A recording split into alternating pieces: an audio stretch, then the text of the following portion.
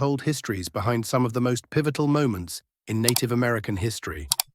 This video discusses one of the most mythologized events in American history, Custer's last stand. You've heard the legends, you've read the books, but do you know the real history?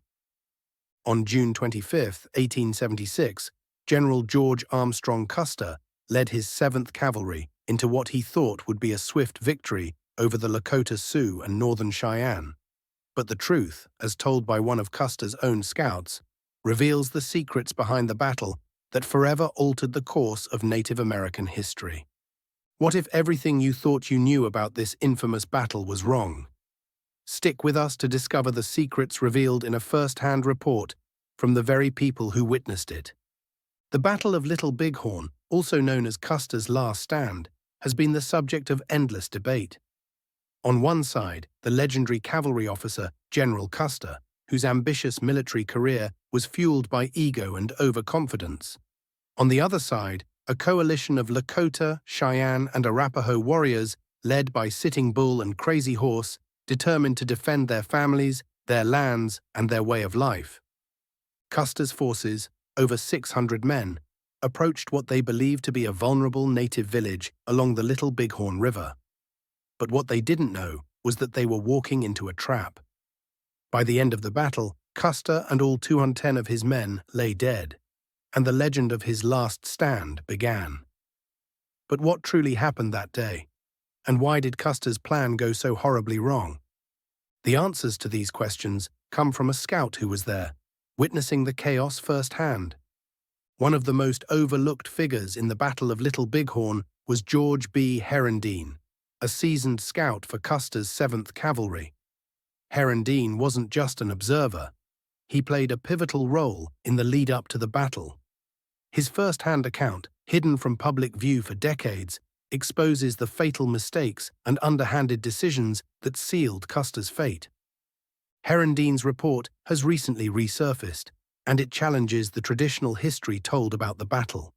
Through his eyes, we see the overconfidence, poor planning, and outright disregard for the scouts' warnings that contributed to one of the worst military defeats in U.S. history.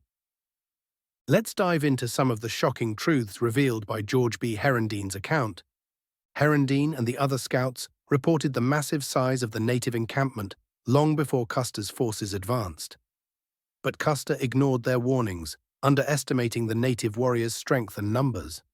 The scouts estimated more than 2,000 Lakota, Cheyenne, and Arapaho warriors in the village, far more than Custer anticipated.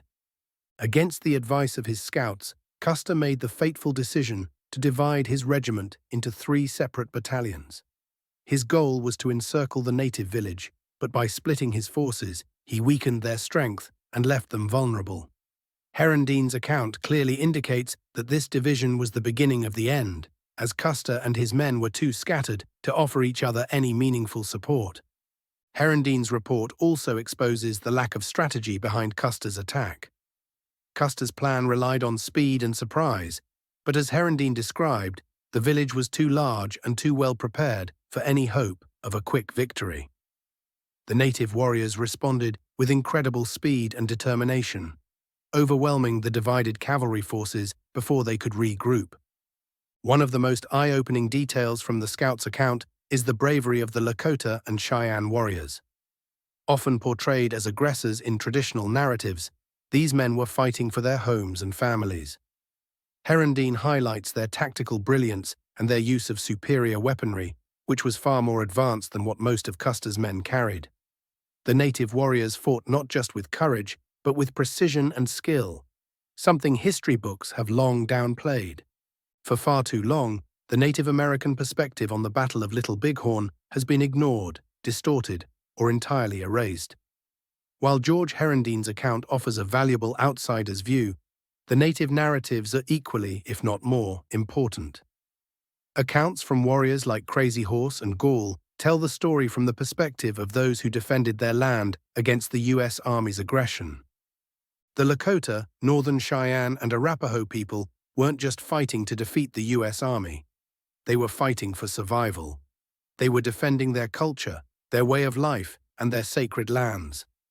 By acknowledging these perspectives, we move closer to understanding the full truth of this moment in history. The Battle of Little Bighorn stands as a turning point in the Indian Wars, a moment where Native American warriors achieved a hard-fought victory against the U.S. Army.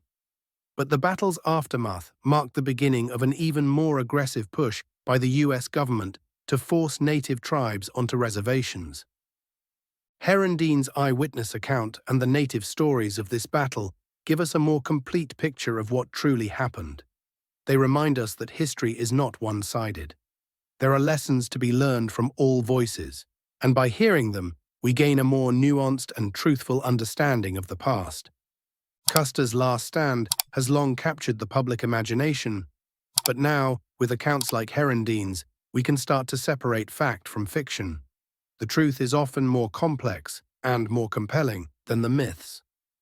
As we continue to explore these untold stories, let's remember to listen to all voices and honor the memory of those who lived through these defining moments in history. If you enjoyed this video, make sure to like, subscribe, and hit that notification bell. Join us next time on EyeRich History, where we'll continue to uncover the hidden truths of Native American history. Let's keep this history alive. That's the truth behind the Battle of Little Bighorn, told through the eyes of those who were there. Stay tuned for more truths in history that challenge the myths. See you in the next video.